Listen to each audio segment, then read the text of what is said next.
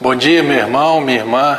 Como eu sempre falo, é um grande prazer da minha parte poder repartir com você, compartilhar da palavra de Deus, daquilo que transformou minha vida, e todas as vezes que eu me submeto a ela, que eu deixo ela falar mais alto do que a minha voz, do que as minhas emoções, todas as vezes que eu me sujeito a essa palavra tem trazido bênção para a minha vida. E o meu desejo, porque esse é o desejo de Jesus, o desejo de Jesus através da minha vida, é que você também desfrute do amor dele, que foi expresso e manifesto através da palavra que ele deixou por escrito. E como o pastor David Robertson diz, ele ainda enviou o Espírito Santo para ser não um mestre, mas para ser um tutor, não para ser um professor, mas para ser um tutor. O Espírito Santo veio para quê? O professor, ele ensina uma sala de aula toda, ele tem 30 alunos, então o professor ensina igualmente para os 30 alunos. Um tutor não, é um ensino particular. O Espírito Santo para você e para mim, ele é o nosso professor particular. É aquele que se dedica única e exclusivamente a você. Se você já precisou de um professor particular, o que você fez? Você ligou para ele, combinou um horário e pagou. Olha, então, na quarta-feira, das 4 às 6 horas da tarde, você vai ter uma aula particular com ele. Ele vai estar ali exclusivamente para te atender. Com o Espírito Santo é da mesma forma. Você pode chamá-lo 24 horas por dia. Pastor, quanto que eu tenho que pagar para ele? Você não precisa pagar nada para ele, porque o preço para que ele viesse sobre a tua vida, quem pagou foi Jesus Cristo. Quando Jesus morreu naquela cruz, ele disse assim: é necessário que eu vá. Que eu vá o quê? Que eu vá morrer, que eu vá para a cruz, que eu morra. Porque se eu não for, ele não virá. Quem? O Consolador, o Confortador, aquele que é responsável por fazer da tua vida a melhor vida nessa terra. Então todo o preço foi pago por Jesus. O que sobrou para você e para mim? O que sobrou para nós fazermos? Nós chegarmos e marcarmos uma hora com Ele. E falarmos assim: Espírito Santo, me ensina na palavra. Espírito Santo, me ensina a tomar as decisões corretas. Espírito Santo, se você tem uma vida diferente para eu viver, me ensina a viver essa vida diferente. Seja esse meu professor particular, seja essa pessoa ao meu lado, para me guiar a toda a verdade. Eu sempre falo que uma das piores coisas que eu acho que pode existir na vida do ser humano é ele ser enganado.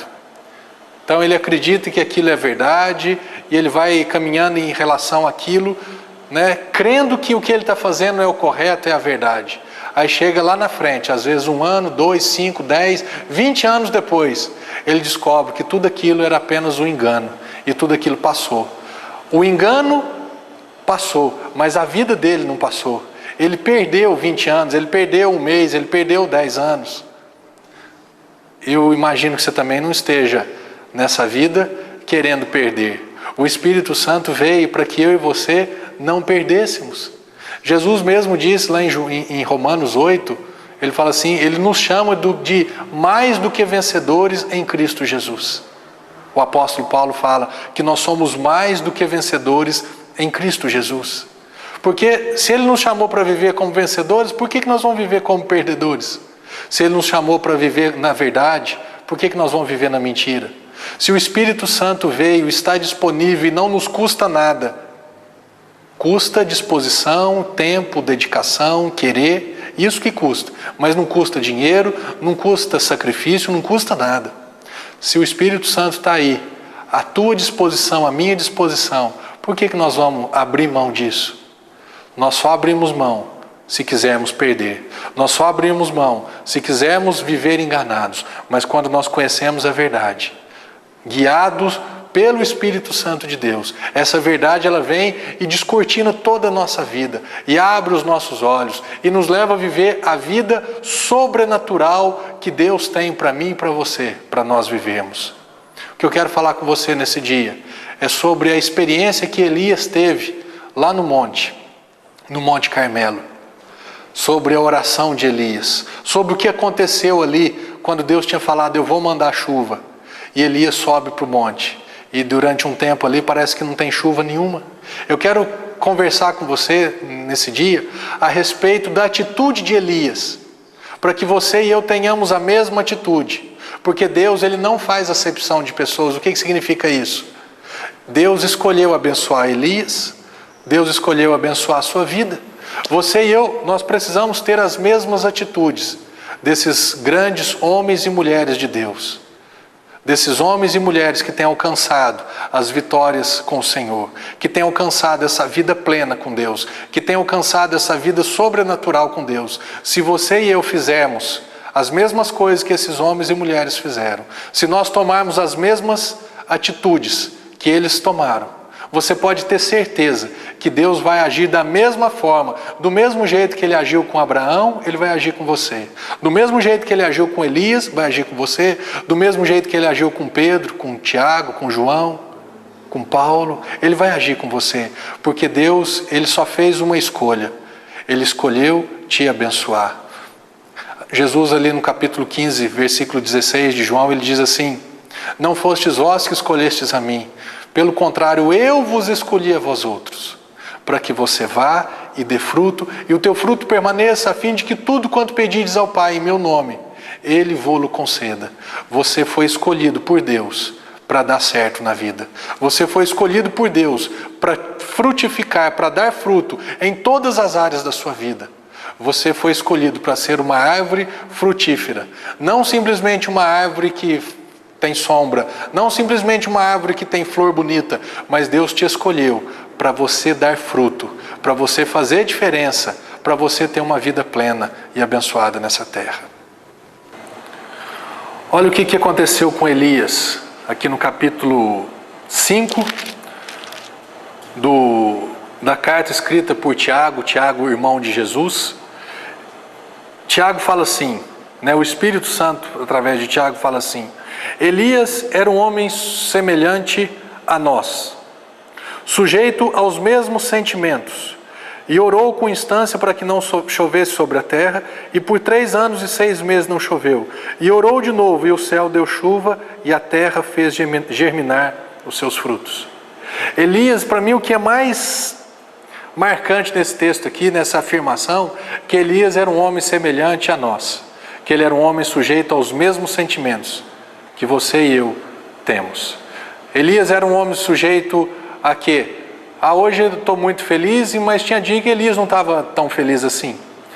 Sujeito à ira, sujeito ao perdão, sujeito às coisas negativas, aos sentimentos negativos, mas também aos sentimentos positivos. Quantos de nós não vivemos assim? Às vezes tem dia que nós estamos voando baixo, não é verdade? Tem dia que está tudo bom e está tudo correndo bem. Mas tem dia que a gente brinca, acordei com o pé esquerdo, acordei azedo hoje. Parece que tudo está ruim, e aí vem um sentimento ruim no coração. Meu irmão, Elias era desse jeito. Elias era um homem sujeito aos mesmos sentimentos que você e eu passamos. Às vezes no mesmo dia, passamos por umas 3, 4 estações, Igual tem primavera, verão, outono, inverno. Acorda bem, depois tem um problema ali no trabalho ou em casa, já está bicudo, já está ruim. Aí depois fica bom de novo, mas depois tem uma desavença daqui. Meu irmão, Elias passava por isso. Você e eu passamos por isso. Podemos viver sim, sem essas variações bruscas de temperatura e de clima.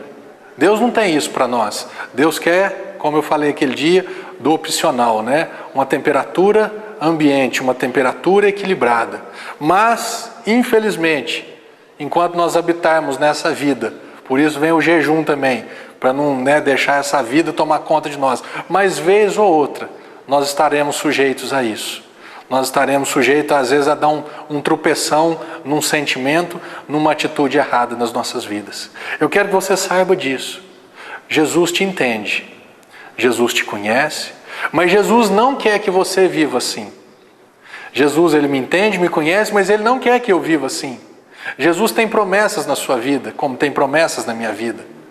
Jesus deseja cumprir na sua vida coisas que o teu coração talvez nunca nem imaginou que fosse possível. Jesus deseja cumprir na sua vida aquilo que Ele tem de melhor, porque Ele é Pai. O Pai tem o melhor para os filhos. O Pai deseja o melhor para os filhos. Foi isso que Deus fez por você e por mim. Ele me amou de tal maneira, Ele te amou de tal maneira, que Ele deu o melhor para a tua salvação e para a minha salvação. O nosso resgate, a nossa redenção, foi comprado com o melhor do Pai.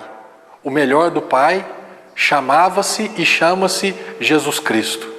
Ele foi o melhor, Ele é o melhor. Você, como diz, acho que lá em Pedro, diz que nós somos comprados pelo preciosíssimo sangue de Jesus Cristo.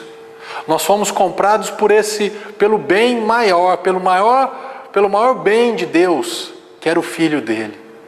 Isso eu estou te falando para você entender quanto que você vale para Deus.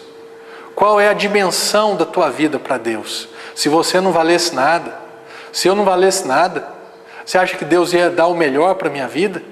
Você acha que Deus ia queimar essa arma secreta dele, essa carta na manga dele, por causa de você? Se Jesus pudesse me comprar com o anjo Gabriel, se Jesus pudesse te comprar com o arcanjo Miguel, Ele não enviaria Jesus como filho dele para morrer por mim e por você. Eu quero que essa estima tua que o diabo fala, você não é nada, você nasceu para sofrer, você nasceu para dar errado, ou quando erra, né?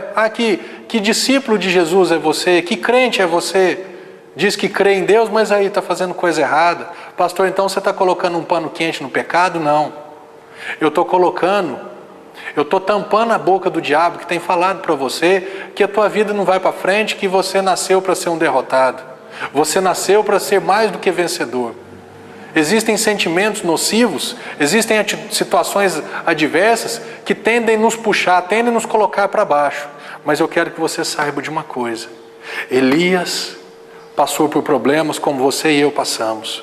Passou por dilemas na vida dele. E Elias teve experiências grandiosas com Deus.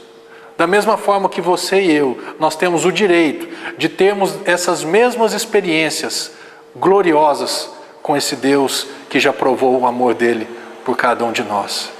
Logo após o intervalo, nós vamos aprender o que Elias foi fazer no monte. Que oração foi essa de Elias? O que aconteceu no Monte Carmelo? Para que você tenha a mesma atitude e tenha o mesmo resultado. Amém?